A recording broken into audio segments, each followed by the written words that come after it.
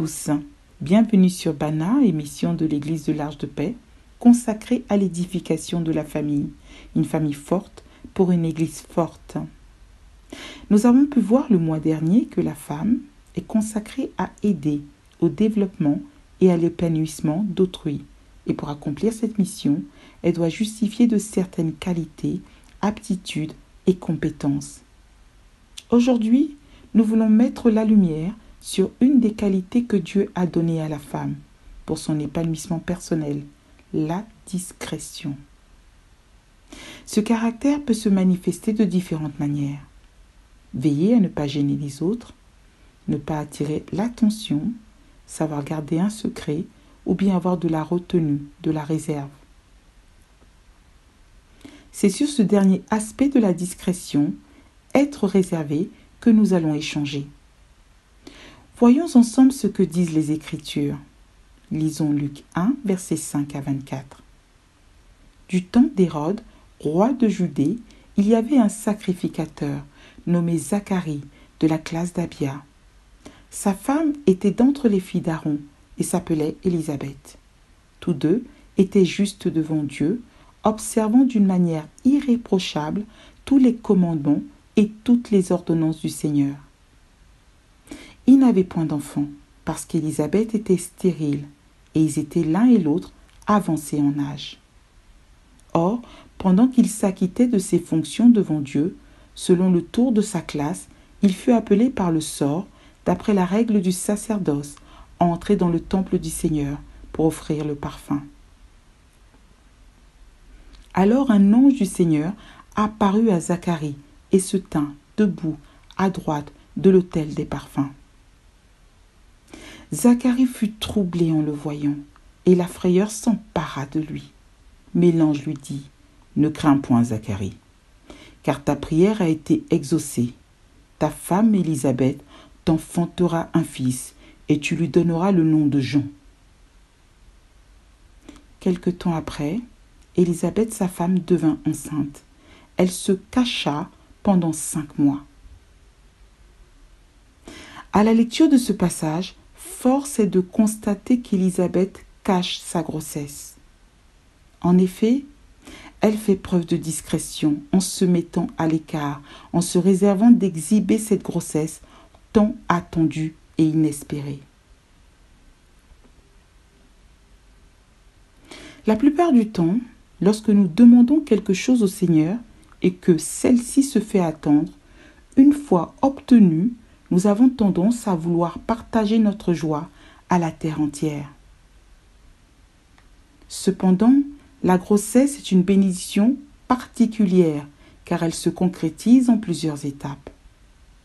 En effet, les 3 premiers mois représentent la période la plus sensible de la maternité. C'est la période où le risque de fausse couche est important.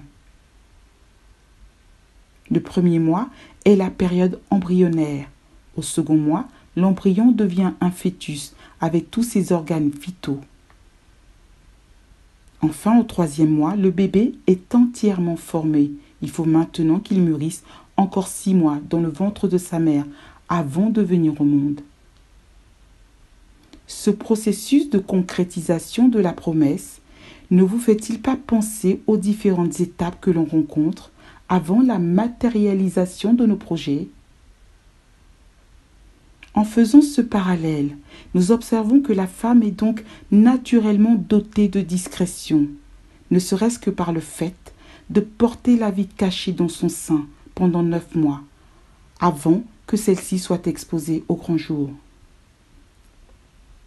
Malheureusement, continuellement sollicité par la société à exhiber ce que l'on possède, notre réussite et ce à quoi l'on aspire, bien souvent nous exposons la bénédiction de Dieu avant qu'elle ne soit arrivée à maturité, occasionnant des avortements, des naissances prématurées, des malformations, pour notre grande déception. Nous avons perdu le réflexe naturel de protéger nos promesses en étant réservés.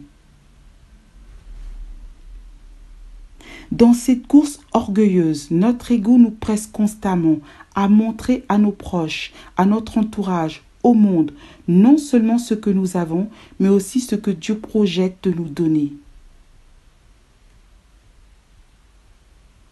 Bien-aimés, revenons aux pieds du Seigneur, afin qu'il rétablisse cette qualité perdue, de sorte que nous puissions garder ce que Dieu nous a donné et amener ses promesses pour nos vies à terme. Ceci pour notre plus grand bonheur. C'est pourquoi je voudrais encourager une femme aujourd'hui en lui disant ceci. Femme, sois réservée, cache-toi dans la présence de Dieu. Sois sage et garde le silence pour mener à bien et réussir tous tes projets, ton couple, ta famille, ton travail, ton ministère, et que Dieu fasse de toi une femme pleinement épanouie. À l'instar de Marie, Élisabeth ou encore d'Esther, qui en se réservant de parler de ses origines, a pu sauver tous les Juifs de Suse face à l'oppression d'Aman. Esther 2, verset 10. Vous pourrez lire cette histoire dans le livre d'Esther, chapitres 1 à 10.